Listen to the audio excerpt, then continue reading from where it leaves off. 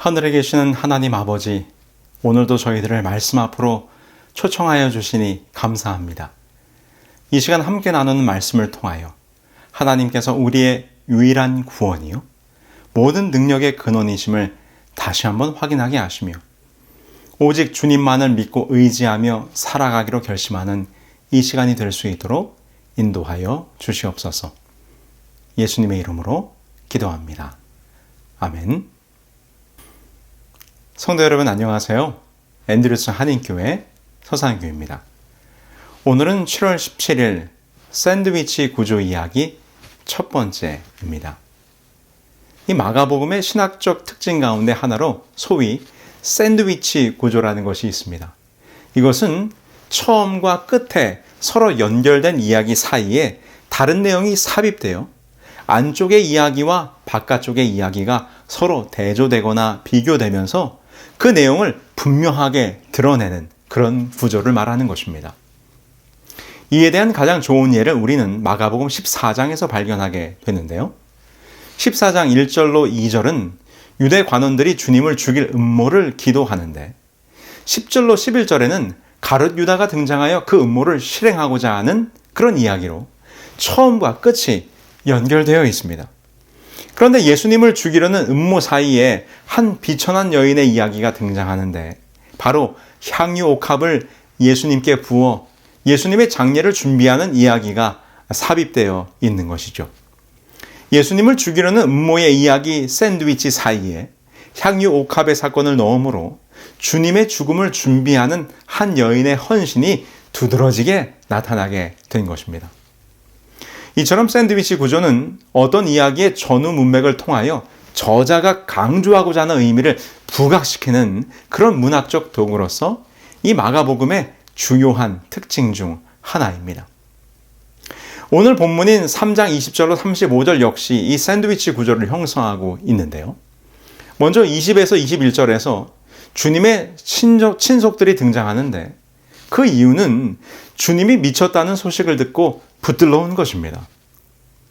집에 들어가시니 무리가 다시 모이므로 식사할 겨를도 없는지라. 예수의 친속들이 듣고 붙들러 나오니 이는 그가 미쳤다 하밀러라. 이 유대의 관습에 따르면 어떤 집안에서 미친 선지자가 나타나면 그 가족들이 그를 붙들어 데려감으로써 더 이상 그런 미친 짓을 못하도록 막았습니다. 그래서 지금 예수님의 친족들이 예수님을 붙잡으러 온 것이죠. 그리고 예수님의 가족들은 다시 31절에서 35절에 다시 등장하고 있고 그 사이에 주님이 귀신 들려 미쳤다는 서기관들의 주장이 가족들의 등장 사이에 샌드위치처럼 삽입되어 있는 것입니다. 이러한 전후 문맥을 고려할 때 귀신을 추방하는 등 각종 기적을 일으키는 주님의 사역을 이 서기관들과 가족들이 귀신에 혹은 더러운 영에 들렸다고 오해하였다고 이 저자 마가는 분명히 지적하고 있는 것이며 이는 예수님의 메시아성에 대한 당시의 도전과 비난을 강조하여 서술하고 있는 것입니다. 여러분 지금 서기관들이 무슨 말로 예수님을 공격하였습니까? 마가복음 3장 22절입니다. 예루살렘에서 내려온 서기관들은 저가 바알세불을 지폈다 하며 또 귀신의 왕을 힘입어 귀신을 쫓아낸다 하니 이 바알세불은 블레셋 사람들의 신으로서 본래 바알세붑 곧 높은 거처의 주인이란 뜻인데 이스라엘 사람들이 이를 경멸의 뜻으로 바알세불 곧 파리들의 주인이라고 불렀던 것입니다. 비꼬아서 부른 것이죠. 아울러 마태복음 12장 24절에 보면 바리새인들은 바알세불을 귀신의 왕으로 표현하기도 하였습니다. 열왕기하 1장 2절을 보면 이스라엘의 왕 아하시아가 다락 난간에서 떨어져 병들자 사람을 블레셋으로 보내어 에그론의 신 바알세붑에게 자신의 병이 낫겠는지 신탁을 받아오도록 하는 사건이 있었습니다. 이 아하시아는 북방 이스라엘의 제8대 왕으로 바알 숭배 강요로 악명을 떨친 이 아합과 이세벨의 아들이었죠. 그는 아합이 죽은 후 왕이 되어 사마리아에서 2년간 다스린 후에 요절하였는데 그 자신도 그 부모인 아합과 이세벨의 전철을 밟아 하나님과 하나님의 종 엘리야를 멀리하고 이방신을 섬기다가 사망하게 된 것입니다. 이러한 구약의 사건을 볼 때 이 바알세불은 이방신이요 악한 영들의 우두머리였습니다. 그런데 병자들을 치유하시는 예수님의 능력이 바로 이런 악한 영에게서 나온 것으로 예수가 악한 영에 사로잡힌 사탄이라고 지금 바리새인들과 서기관들이 주장하고 있는 것입니다. 이에 예수님께서는 다음과 같이 반박하셨어요. 예수께서 저희를 불러다가 비유로 말씀하시되 사단이 어찌 사탄을 쫓아낼 수 있느냐? 또 만일 나라가 스스로 분쟁하면 그 나라가 설 수 없고 만일 집이 스스로 분쟁하면 그 집이 설 수 없고 만일 사단이 자기를 거스려 일어나 분쟁하면 설 수 없고 이에 망하느니라.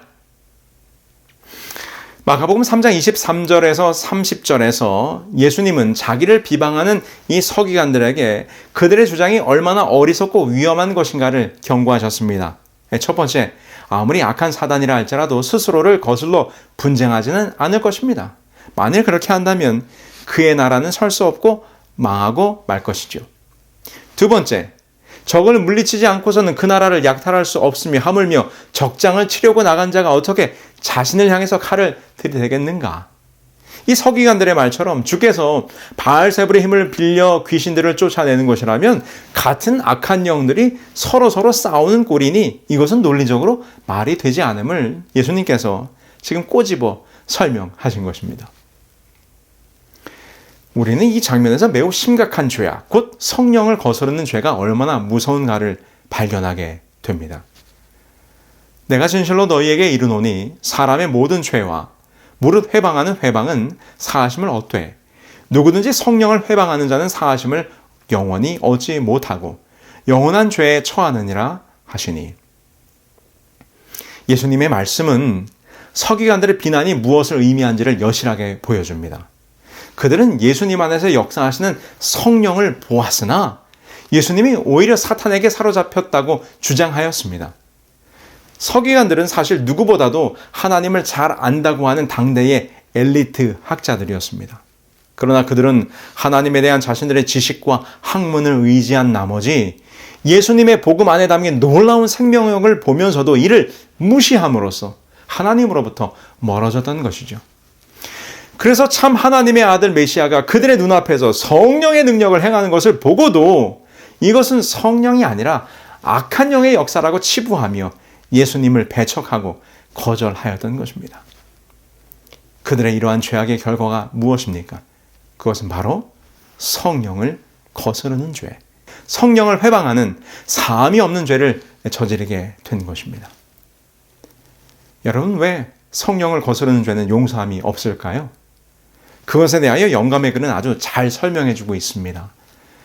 사람이 회개하고 믿는다면 죄가 어떠하든지 그리스도의 피로 씻음을 받으나 성령의 역사를 거절하는 자는 자신을 회개하고 믿을 수 없는 자리에 두는 것이다. 하나님은 성령을 통하여 심령에 역사하시는데 사람이 고의로 성령을 거절하고 이를 사단에게서 온 것이라고 말한다면 하나님께서 저들과 교통하실 수 있는 통로를 끊어버리는 것이다. 성령을 끝까지 거절하면 하나님께서 그 영혼을 위하여 더 이상 하실 수 있는 것은 아무것도 없다. 그렇습니다. 우리 안에 죄를 깨닫게 하고 회개하게 하고 변화의 역사를 이루시는 분이 성령님이신데 그 성령님을 거절하면 우리가 죄를 깨닫고 회개할 수 있는 기회조차도 걷어차 버리게 되는 것이죠. 우리 안에 역사하시는 분이 성령님이신데 그분을 거절하게 되면 하나님께서도 그 영혼을 위하여 하실 수 있는 것이 없게 된다고 설명하고 있는 것입니다. 그래서 성령을 거스르는 죄, 성령을 회방하는 죄는 영원히 사함이 없는 죄가 되는 것입니다. 성도 여러분, 오늘 이 한날의 삶을 통하여 서기관들과 같은 죄를, 그런 우를 범하지 않게 되기를 간절히 소망합니다. 성령의 임재와 역사하심 그리고 감동하심을 애써 거절하고 받아들이지 않는다면 그러한 자에게는 하나님께서도 하실 수 있는 것이 아무것도 없게 되는 것입니다.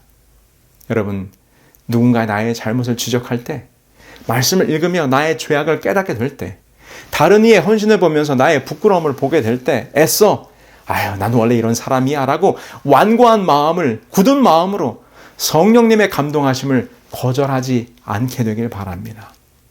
여러분들의 마음을 성령님께 열어두시기 바랍니다. 여러분들의 마음을 부드럽게 하시고 언제나 성령께서 변화시킬 수 있는 마음으로 이 하루를 살아가시게 되기를 간절히 소망합니다.